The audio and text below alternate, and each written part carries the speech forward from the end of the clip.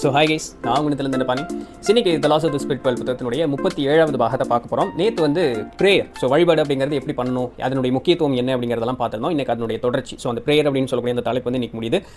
நிறைய முக்கியமான பாயிண்ட்ஸ் எல்லாமே சொல்லியிருக்காங்க. அது தவிர்த்து தினமும் நம்ம 3 தடவை வழிபடுவதற்குண்டான அந்த ப்ரேயருக்கு உண்டான அந்த வாக்கியங்கள், ஸோ என்ன சொல்லி வேண்டணும் அப்படின்னு சொல்லக்கூடிய அந்த ஒரு விஷயத்தையும் சொல்லியிருக்காங்க.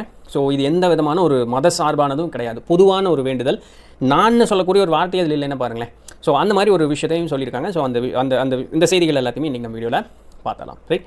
ஸோ முதல் கேள்வி, வழிபடுவது அப்படிங்கிறதுனால இல்லை வேண்டுதல் வைப்பது அப்படிங்கிறது வந்து எனக்கு வழிபடுவது அப்படிங்கிறதுனால இல்லை வேண்டுதல் வைப்பது அப்படிங்கிறது வந்து எனக்கு எப்படி உதவிகரமாக இருக்கும்? இதான் ஃபஸ்ட் கேள்வி. பேசிக்கான கேள்வி தான். நீ வழிபடுன்னு சொல்கிறீங்க, பண்ணுறதுனால எனக்கு என்ன யூஸ்? ஸோ அந்த கேள்வி கேட்போம் இல்லையா? ஸோ அது கேட்கும்போது அவங்க என்ன சொல்கிறாங்கன்னா ஒரு 5-6 பாயிண்ட் பக்கம் சொல்கிறாங்க. ஃபஸ்ட்டு, உனக்கு நிம்மதி கிடைக்கும். இதுதான் முதல் விஷயம். எல்லா மனுஷங்களுக்குமே நிம்மதியும் மகிழ்ச்சியும் சுகமான ஒரு வாழ்க்கை அப்படிங்கிறது எல்லாருக்குமே ஒரு தேவைப்படக்கூடிய ஒரு விஷயம் தான். ஸோ அது வந்து இந்த வேண்டுதல் வைப்பது மூலமாக இல்லை வேண்டுவது மூலமாக, நீங்கள் வேண்டுதல் வைக்கிறது, நான் கோரிக்கை வைக்கிறதுன்னு நினச்சிக்குவோம். வேண்டுவது மூலமாக எனக்கு மன நிம்மதி கொடு, என் குடும்பத்தையும் நல்லபடியாக பார்த்துக்கோ, உற்றார் சுற்றம் எல்லாருமே நல்லபடியாக இருக்கணும், இந்த வேண்டுதல்கள் மூலமாக நமக்கு மன நிம்மதி கிடைக்கும் அப்படிங்கிற மாதிரியும் சொல்கிறாங்க. ஸோ வாழ்க்கையில் வந்து நிறைய ஏற்ற இறக்கங்கள் அப்படிங்கிறது எல்லா மனிதர்களுக்கும் இருந்துகிட்டே இருக்கக்கூடியது தான். ஏற்றம் வரும்போது பிரச்சனை இல்லை, இறக்கம் வரும்போது தானே பிரச்சனை. ஸோ அந்த நேரத்தில் வந்து அதை எதிர்கொண்டு நம்ம வாழ்க்கையில் முன்னேறி போவதற்கு இந்த வழிபாடு அப்படிங்கிறது ரொம்பவே உதவிகரமாக இருக்கும். அப்படின்னும் நமக்கு அந்த ஏற்றம், அதாவது வாழ்க்கையில் வந்து அந்த மகிழ்ச்சிகரமான இல்லை ஒரு சாதனைகள் அப்படின்னு வரும்பொழுது அந்த கர்வம், அந்த ஆணவம் தலைக்கு மேலே தூக்காமல் இருக்கிறதுக்கு இந்த வேண்டுதல்கள் அப்படிங்கிறது நம்மளுக்கு உதவிகரமாக இருக்கும் அப்படிங்கிறாங்க. ஏன், நமக்கு மேலே ஒரு சக்தி இருந்ததை நீ ஆட்டி வச்சுட்டு இருக்கு அப்படிங்கிற ஒரு நம்பிக்கை நமக்கு இருக்கும் பார்த்தீங்களா? அந்த ஒரு காரணத்துக்காக. அடுத்தது, துன்பங்கள் வரக்கூடிய நேரங்களில் நம்ம அமைதியாக இருந்து அந்த துன்பத்தை கடப்பதற்கு உண்டான ஒரு மனோதைரியத்தையும் பலத்தையும் இது வந்து வேண்டுதல்கள் அப்படிங்கிறது கொடுக்கும் அப்படிங்கிறதையும் சொல்லப்படுது. அடுத்தது, ஒரு இறுக்கமான சூழ்நிலைகளில் எப்பவுமே இருந்துக்கிட்டே இருக்காதிங்க. ஏன்னா துன்பங்கள் அப்படிங்கிறது எல்லா மனிதர்களுக்கும் உண்டானது தான். அது கர்ம பலன்களாகவோ இல்லை நம்ம கேட்டுட்டு வந்ததாகவோ ஏதோ ஒரு காரணத்தினால இல்லை எவனோ ஒருத்தன் செஞ்ச தப்பு நம்ம மேலே வந்து விழுகிறதாகவோ என்னமே வேணாலும் இருக்கலாம். ஆனால் அதை தாண்டித்தான் ஆகணும். நம்மளால் சூசைட் பண்ணிக்க முடியாது அப்படிங்கிறது நல்லாவே தெரிஞ்சு போச்சு. அதனால் அந்த துன்பத்தை கடந்து தான் ஆகணும். அதில் வேறு எந்த விதமான மாற்றமும் இல்லை, வழியும் இல்லைங்கிறது நமக்கு தெரிஞ்சு போச்சு. அப்படி இருக்கக்கூடிய சூழ்நிலையில் நம்ம செய்ய வேண்டியது என்ன அப்படின்னு சொன்னால், தைரியமாக இருந்து அந்த இடத்த தாண்டி போங்க அப்படிங்கிறாங்க. ஒரு மாதிரி இறுக்கமாக உங்களை வச்சுக்கிட்டீங்க அப்படின்னு சொன்னால் உங்களுக்கு வரக்கூடியது, ஒருவேளை நீங்கள் வாங்கிட்டு வந்த சோதனைகளோ இல்லை உங்களுடைய கர்ம பலன்களாக இருக்கும் பட்சத்தில் நீங்கள் ரொம்ப இறுக்கமாக என்னது எப்போ போகுன்ட்டே இருந்தீங்க அப்படின்னு சொன்னால் நீங்கள் இன்னும் அது வந்து ரொம்ப துன்பத்திற்கு தான் ஆளாகிட்டே இருப்பீங்களே தவிர உங்களுக்கு வைக்கக்கூடிய அந்த சோதனைகள் இன்னும் பலமாகிட்டே தான் இருக்குமே தவிர நீங்கள் எளிமையில் அதை கடந்து போக முடியாது. ஸோ எப்படி இருந்தாலும் ஃபேஸ் பண்ண போகிறோம், அதில் எந்த விதமான மாறுதலும் இல்லை. தைரியமாக இருந்து அதை ஃபேஸ் பண்ணுங்கள். அதை கடக்கிறதுக்கு எனக்கு நல்ல பலம் கொடு, சக்தி கொடு, நல்லபடியாக அந்த என்னுடைய வைக்கக்கூடிய அந்த சோதனைகளில் நான் வாங்கிட்டு வந்த வரத்துலேயே நான் ஜெயிக்கிறதுக்கு எனக்கு வந்து வழி கொடுன்னு சொல்லி வேண்டிக்கங்க. இதெல்லாம் முக்கியமான விஷயமா இருக்குது. இந்த காரணத்தினால தான் வேண்டுதல் அப்படிங்கிறத நம்ம வைக்கணும் அப்படிங்கிறாங்க. அடுத்தது, வேண்டுதல் அப்படிங்கிறது ஒரு பாசிட்டிவ் வைப்ரேஷன். எல்லாமே ஒரு பாசிட்டிவ் வைப்ரேஷன். நேற்று பார்த்தோம் இல்லையா, அந்த லைட் ரேஸ் தான் எல்லாத்துக்குமே முக்கியம் அப்படின்னு சொல்லிட்டு. ஸோ அந்த மாதிரி இது ஒரு பாசிட்டிவ் வைப்ரேஷன். அப்போ அந்த பாசிட்டிவ் வைப்ரேஷனை அதிகமாக கொடுக்கறது அப்படிங்கிறது வந்து இந்த வேண்டுதல்கள்னால மட்டும்தான் முடியும். நிறைய இந்த பூமி வந்து நிறைய நெகட்டிவ் வைப்ரேஷன்ஸ்னாலையும் நிறைய நெகட்டிவ் வைப்ரேஷன் இருக்கக்கூடிய ஆட்கள்னாலையும் நிறைஞ்சிருக்கு. நீங்கள் வேண்டுதல் தொடர்ந்து செய்ய உங்களை சுற்றி இருக்கக்கூடிய அந்த ஆரா, உங்களுடைய அந்த ஸ்பிரிச்சுவல் க்ரோத், அந்த சோல் சுற்றி இருக்கக்கூடிய அந்த ஒரு எனர்ஜி, அது பயங்கரமாக பாசிட்டிவாகி நீங்கள் வந்து அப்படியே ரேடியண்ட்டாக இருப்பீங்க அப்படிங்கிறாங்க. ஒரு சிலரை பார்த்தாலே அப்பா அப்படிங்கிற மாதிரி இருக்கும், இணையா தேஜஸாக இருக்கேன். அதெல்லாமே வந்து அவர்களுடைய அந்த ஆன்ம பலம் தான். அப்போது அந்த வேண்டுதல்கள் மூலமாக அவர்கள் அந்த பலமாக இருப்பாங்க. இதில் என்ன கூத்துன்னா, உங்களை சுற்றி நிறைய நெகட்டிவிட்டியான ஆட்கள் இருந்தாங்கன்னு வச்சுங்களேன், அவங்களுடைய இந்த நெகட்டிவ் எனர்ஜி உங்களை பயங்கரமாக தாக்கும். ஸோ நீங்கள் அதிகப்படியாக ப்ரேயர் பண்ணிகிட்டே இருக்க வேண்டிய ஒரு சூழ்நிலை இருக்கும். அதெல்லாமே இது பண்ணுறதுக்காக. அதனால் முடிஞ்ச அளவுக்கு உங்களை சுற்றி சரியான எண்ணங்கள் இல்லாத ஆட்கள் இருக்காங்கன்னா அவர்களை விட்டு விலகி இருப்பதற்குண்டான வழிமுறைகளை பார்த்துக்குங்க. அதே நேரத்தில் பயப்படக்கூடிய குணமோ இல்லை கர்வமோ இல்லை கோபம், இந்த டிப்ரெஷன், இந்த மாதிரி விஷயத்துலலாம் இருக்காதீங்க. உங்களுடைய பர்சனல் பாசிட்டிவ் வைப்ரேஷன் அது பயங்கரமாக அடி வாங்கிடும். ஸோ இதிலிருந்தெல்லாம் தப்பிப்பதற்காக வேண்டுதல்கள் வேண்டுவது அப்படிங்கிறது செய்ய வேண்டியதாக இருக்குது. உங்களுடைய முடிவெடுக்கக்கூடிய தன்மைகள் வந்து நல்லபடியாக பலப்படும், அதிகரிக்கும். Judgement improves. ஏன், மேலே பார்த்தோமே, பாசிட்டிவ் வைப்ரேஷன் அதிகமாகும் போது என்ன ஆகும், நம்ம மனசு வந்து அமைதியாக இருக்கும். எப்பேற்பட்ட சூழ்நிலை வந்தாலும் அந்த சூழ்நிலையை சரியாக சிந்தித்து அதை கடப்பதற்குண்டான அந்த ஒரு அறிவு அப்படிங்கிறது நமக்கு வரும். ஸோ அதனால் நெகட்டிவிட்டி அப்படிங்கிறது நம்மளிருந்து முழுசாகவே நீங்கி இருக்கும். அதனால நம்மளுடைய ஜட்ஜ்மெண்ட் அப்படிங்கிறது பக்காவாக வேலை செஞ்சுட்ருக்கும். மேல் உலகத்தில் இருக்கக்கூடிய ஆன்மாக்கள்கிட்டருந்து நமக்கு கிடைக்க வேண்டிய அனைத்து சப்போர்ட் அண்ட் அந்த சக்திகள் எல்லாமே நமக்கு வந்து கிடைச்சிக்கிட்டே இருக்கும். நல்லா பார்த்துக்குங்க, அவங்க என்ன சொல்கிறாங்கன்னா, சாமிகிட்ட வேண்டணும் அப்படின்றது பார்த்தீங்களா, கண்டிப்பாக நீங்கள் வேண்டி தான் ஆகணும். நீங்கள் ஒரு வேளை உங்களுக்கு அந்த ஒரு பெரிய ஒரு மாபெரும் சக்தி இருக்குது, இல்லை நீங்கள் வந்து இந்த ஒரு செய்யறதுக்கு ஏதுவான ஆளாக தான் அதற்குண்டான எல்லா சக்தியோடு தான் நீங்கள் இங்கே பிறந்திருந்தாலுமே இல்லை ஒரு சாதனை செய்வதற்குண்டான ஆளாக தான் பிறந்திருந்தாலுமே அதை செய்கிறதுக்கு எனக்கு உதவிக்கு செய்யுங்க, இல்லை எனக்கு இது வந்து ஒன்று தேவைப்படுது, இது எனக்கு கொடுங்கன்னு நீங்கள் கேட்காத வரைக்கும் அவங்க ஹெல்ப் பண்ண மாட்டாங்க. ஏன் அப்படின்னு சொன்னால், அது எப்படி அவங்க தான் எனக்கு தெரியுமில்ல, அவங்க கொடுக்கணுமில்லன்னு நம்ம கேட்கலாம். நம்ம என்ன சொல்லுவோம், நம்மகிட்ட அது அவங்க என்ன சொல்கிறாங்கன்னா, நமக்கு இங்கே ஃப்ரீ வில் அப்படின்னு ஒன்று இருக்குதுன்னு பார்த்தோமா, அப்போது எந்த நேரத்துலையும் நம்ம அங்கேருந்து முடிவெடுத்துட்டு வந்த ஒரு விஷயத்தை கூட இங்கே வந்ததற்கு பிறகு நம்மளால் மாற்ற முடியும். அப்போது அவங்களாம் வந்து நம்மளுக்கு ஹெல்ப் பண்ண வந்தாங்கன்னு சொன்னால் நம்மளுடைய ஃப்ரீ வில்ல அவங்க தடை செய்கிற மாதிரி ஆயிரும். ஸோ அதனால் வரமாட்டாங்க அப்படிங்கிறாங்க. நீங்கள் வந்து கேட்பானான்னு பார்த்துட்டே இருப்பாங்களாம், கேட்டோன்னே டக்குன்னு நம்மளுக்கு வந்து ஹெல்ப் பண்ணிடுவாங்களாம். இந்த மாதிரி விஷயங்கள். ஸோ அதனால் வேண்டுதல்கள் கண்டிப்பாக வையுங்க. உங்களுக்கு அது நேற்று பார்த்தோம்ல, வேண்டுதல்கள் எப்படி வைக்கணும், எந்த வேண்டுதல்கள் நிறைவேறும் அப்படின்னு சொல்லிட்டு, அந்த மாதிரி வேண்டுதல்கள் கண்டிப்பாக வைங்க. அது உங்களுக்கு நிறைவேறக்கூடிய விஷயமா இருந்தாலும் கேட்டால் தான் கிடைக்கும். அதனால் கண்டிப்பாக கேளுங்க அப்படின்னு சொல்கிறாங்க. உடல் உபாதைகள்லேருந்து நம்மளால் தப்பிச்சுக்க முடியும். டாக்டர் தேவை, மெடிசன் தேவை, அதிலெல்லாம் எந்த விதமான இதுவும் இல்லை. பட் என்ன தான் வந்து இந்த பூமியில் இருக்கக்கூடிய அந்த மருந்துகளோ, அந்த ஆப்போசிட்டில் இருக்கிறாலும் மனுஷன் தானே, அவங்களுக்குன்னு ஒரு லிமிட்டேஷன் இருக்கும்ல, அதற்கு அப்பாற்பட்ட ஒரு சில சக்திகள் அப்படிங்கிறது நமக்கு கண்டிப்பாக ஹெல்ப் பண்ணும். ஸோ அதனால் உடல் உபாதைகள்லேருந்து உங்களுடைய எந்த அளவுக்கு நீங்கள் பாசிட்டிவான அந்த ஒரு ஃபீலிங்கில் இருக்கீங்களோ அந்த அளவுக்கு உடம்பு வந்து கடகடன்னு அது அப்படியே தன்னைத்தானே புதுப்பிச்சுக்கிட்டே இருக்கும். அதற்குண்டான சக்திகள் வந்து மேலுலகத்திலிருந்து அந்த ஆன்மாக்கள் நமக்கு தருவாங்க அப்படிங்கிறாங்க. அடுத்தது பார்த்தீங்க அப்படின்னு சொன்னால், நம்மளுடைய ஸ்பிரிச்சுவல் நாலேஜ் என்னதான், அறிவு என்னதான் இருந்தாலும் அதை செயல்படுத்தலை அப்படின்னு வச்சுங்களேன், அந்த அறிவுனால பயனே இல்லை. அந்த ஒரு அறிவை செயலாக்கம் கொண்டு வருவதற்காக இந்த வேண்டுதல்கள் இல்லை, இந்த சாமி வேண்டுறது அப்படின்னு சொல்லக்கூடிய அந்த விஷயங்கள் எல்லாமே நமக்கு உதவிகரமாக இருக்குது அப்படின்னு. இறைவன் இருக்கிறான்னு சொல்லக்கூடிய அந்த ஒரு நம்பிக்கை இருக்குது பார்த்தீங்களா, இதுக்கு ஒரு 2-3 வீடியோக்கு முன்னாடி பார்த்தோன்னு நினைக்கிறேன். ஃபெய்த்து, இதுதான் கடைசி டெஸ்ட் நமக்கு, நம்பிக்கை. அந்த நம்பிக்கை பலப்படுவதற்கு இந்த வேண்டுதல் அப்படிங்கிறது வந்து பயன்படக்கூடியதாக இருக்கும். இந்த 8வது பாயிண்ட் தான் பார்த்தீங்கன்னா ரொம்ப முக்கியமான பாயிண்ட்டு, நிறைய பேர்த்து பாதிக்கக்கூடிய அந்த point, black magic, witchcraft. So மாந்திரிகம் அப்படின்னு சொல்லக்கூடிய விஷயங்கள் இருக்குது பார்த்தீங்களா. ப்ரேயர் அப்படிங்கிறது வந்து எப்படி நம்மளுக்கு பாசிட்டிவிட்டி அதிகம் பண்ணுதோ, ஃபோக்கஸ்டு பாசிட்டிவிட்டி இருக்கோ, பிளாக் மேஜிக் அந்த மாந்திரிகம் அப்படிங்கிறது ஃபோக்கஸ்டு நெகட்டிவிட்டி.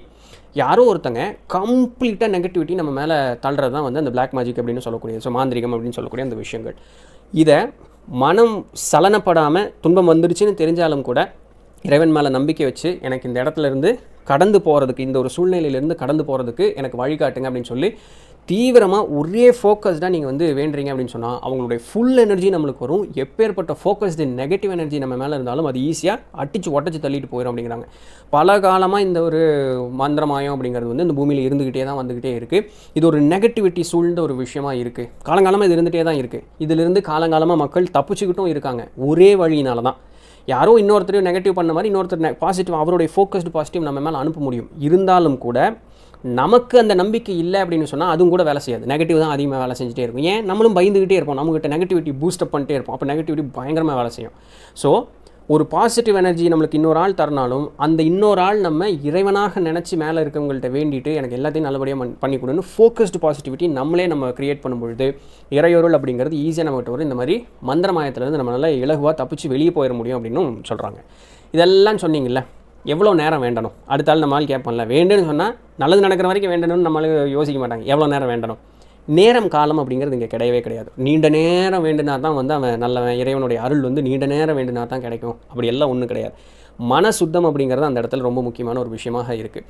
அதாவது குறுகிய நேர காலமும் குறுகிய அளவில் உங்களுடைய வேண்டுதல்களும் வச்சுங்க டக்குன்னு. ஏன்னா மைண்டு அந்த ஃபோக்கஸ் களையிறதுக்குள்ளே நீங்கள் வேண்டிக்கிங்க. ஒரு சிலர்னால நீண்ட நேரம் அந்த ஃபோக்கஸ்டாக உட்காந்து அவங்களால வேண்ட முடியும், அதெல்லாம் ஓகே. அந்த ஃபோக்கஸ் வந்து ஸ்கேட்டர் ஆகுது, அப்படியே கடன்னு என் புத்தி உள்ள வெளியே சுற்ற ஆரம்பிக்க போகுது அப்படிங்கிறதுக்குள்ளே உங்களுடைய வேண்டுதல்களை நிறைவேற்றிக்க. தன்னலமற்ற சுயநலமற்ற வேண்டுதல்களாக இருக்க வேண்டும். உங்களுடைய பர்சனல் க்ரோத்தில் எந்த பிரச்சனையும் இல்லைங்க, அதெல்லாம் வேண்டதில் தப்பு இல்லை. உங்களுடைய குடும்பம், குழந்தை குட்டி, அதெல்லாம் வேண்டது தப்பு இல்லை. அதோடு விட்டுட்டு இந்த அடுத்தவனுக்கு கெடுக்கணும் பிடிக்கணுங்கிறதெல்லாம் இல்லாமல் நல்லபடியாக இருக்கணும், என்னை நல்லபடியாக மேலேற்றி கொண்டு வரதுக்குண்டான ஒரு உதவி செய், போதும், அவ்வளோதான். நீங்கள் உட்காந்து மணிக்கணக்காக வேண்டணும்னு அவசியம் கிடையாது அப்படிங்கிறாங்க. இப்போ இன்னொரு முக்கியமான பாயிண்ட்டுக்கு வருவோம். நான் வந்து இந்த வேண்டுதல்களுக்கு உண்டான தலங்கள் அப்படின்னு இருக்கு இல்லையா, எந்த மதமானாலும் சரி, வேண்டுதல்களுக்குன்னு உண்டான ஒரு தலம், ஒரு இடம்னு ஒன்று இருக்கும் இல்லையா, அங்கே போய் வேண்டுனா தான் எனக்கு அது நடக்குமா அப்படின்னு கேட்டால் அப்படியெல்லாம் ஒரு காலம் கிடையாது. காரணம் என்ன?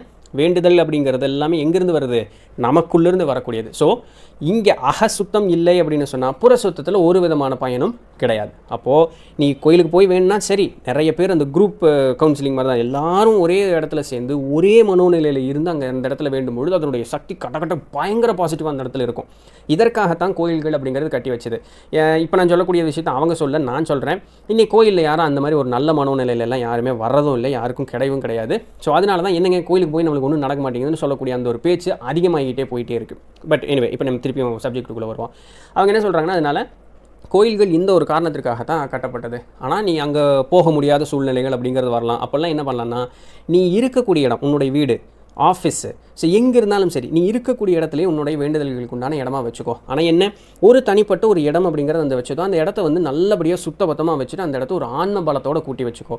இப்போ இந்த ஆன்ம பலத்தோடு கூட்டுறதுனா என்ன, சாமி போட்டோ கொண்டு வந்து வைக்கிறதா, ஏதாவது பாசிட்டிவ் எனர்ஜின்னு சொல்லி அவனை தான் 5000 போய் அதை கொண்டு வந்து வைக்கிறதா? இல்லை. அந்த இடத்துல இறை சக்தி இருக்கிறதா நீ நினச்சிட்டு, அந்த இடத்துல ஒன்றுமே இல்லைனாலும் பரவாயில்ல, இறை சக்தி இருக்கிறதா நினச்சிட்டு அங்கே போகும்பொழுது என்னுடைய சக்தி அந்த இடத்துல மேம்படுது அப்படின்னு சொல்லக்கூடிய அந்த ஒரு நினைப்போடு நீ அந்த இடத்துல இருந்து கும்பிடு. நீ வாழக்கூடிய இடமானாலும் சரி, நீ வேலை செய்யக்கூடிய இடமானாலும் சரி, அந்த இடம் முழுக்க உன்னுடைய சக்தி வந்து அப்படி பரவி நிற்கும் அப்படிங்கிறாங்க. இதுதான் உண்மையான வேண்டுதல். எங்கேயோ இடத்துக்கு போய் மணிக்கணக்காக உட்காந்து மனசில் சுற்றி இல்லை இருக்கிறதுனால ஒரு யூஸும் இல்லை. இருக்கிற இடத்துலையே குறைவான நேரத்தில் இருந்தாலும் கூட மனசுத்தியோடு இருக்கிறேன்னா அதுவே பயங்கரமான ஒரு பாசிட்டிவான ஒரு எனர்ஜி கொடுக்கும். அதுதான் ரொம்ப முக்கியமான ஒரு விஷயம் அப்படிங்கிறாங்க. இன்னொன்று, காலையில் தூங்கி எழுந்து அந்த படுக்கையிலிருந்து வெளியே வந்து நம்மளுடைய கால் தரையில் படுறதுக்கு முன்னாடி வேண்டுதல் அப்படிங்கிறத வச்சுருங்க அப்படிங்கிறாங்க. ஏன்னா இந்த பூமி பயங்கர நெகட்டிவான எனர்ஜியில் இன்றைக்கி சூழ்ந்துருக்கு. உன்னுடைய ஆரவை ஃபுல்லாக அந்த பூமி சக் பண்ணி எடுத்துரும்.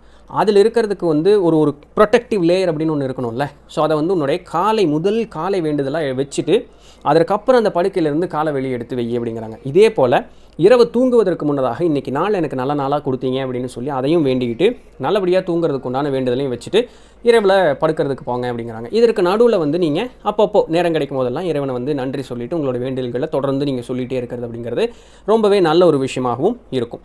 வேண்டுதல்கள்லேயே உயர்ந்த வேண்டுதலாக அவர்கள் எதை சொல்கிறாங்கன்னா, பிறருடைய ஆன்மீக முன்னேற்றத்திற்காக வேண்டக்கூடியது இருக்கு பாருங்க. அப்படிப்பட்ட ஒரு மனோநிலை படைத்தவர்கள், அதாவது உன்னதமாக தன்னலமற்று உண்மையாலுமே வேண்டக்கூடியவர்கள் இருக்காங்க பாருங்க, அவர்களுக்கு வந்து உகந்த ஒரு நற்பலன் அப்படிங்கிறது கிடைக்கும். அதுதான் ஹையஸ்ட் ஃபார்ம் ஆஃப் ப்ரேயர் அப்படின்னு வந்து அவங்க சொல்கிறாங்க.